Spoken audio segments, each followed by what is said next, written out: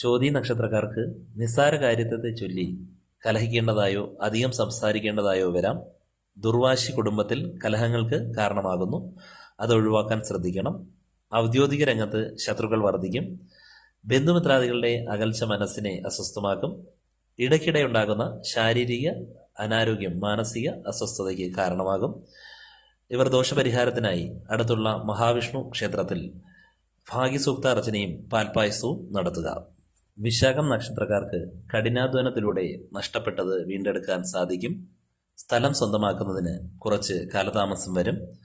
പരദൂഷണം പറയാനുള്ള പ്രവണതയെ നിയന്ത്രിക്കണം. വാഹനം, യന്ത്രങ്ങൾ എന്നിവ കൈകാര്യം ചെയ്യുന്നവർ അശ്രദ്ധ ഒഴിവാക്കണം. മറവി മൂലം പണമോ വിലപിടിപ്പുള്ള വസ്തുക്കളോ നഷ്ടപ്പെടാൻ സാധ്യതയുള്ളതിനാൽ വളരെ ശ്രദ്ധ പുലർത്തുക. ഇവർ ദോഷപരിഹാരത്തിനായി അടുത്തുള്ള സുബ്രഹ്മണ്യ സ്വാമി ക്ഷേത്രത്തിൽ ഒറ്റനാരങ്ങ സമർപ്പണവും കുമാരസൂക്ത പുഷ്പാഞ്ജലിയും നടത്തുക. അനിഴം നക്ഷത്രക്കാർക്ക് വ്യാപാരത്തിൽ ചെറിയ നഷ്ടം നേരിടും.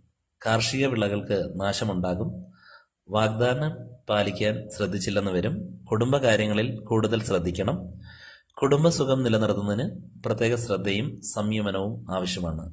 ദൂരയാത്രകൾ കഴിവതും കുറയ്ക്കണം. ഇവർ ദോഷപരിഹാരത്തിനായി അടുത്തുള്ള മഹാദേവ ക്ഷേത്രത്തിൽ കൂവളമാല സമർപ്പണവും ജലധാരയും വെള്ളനിവേദ്യവും നടത്തുക.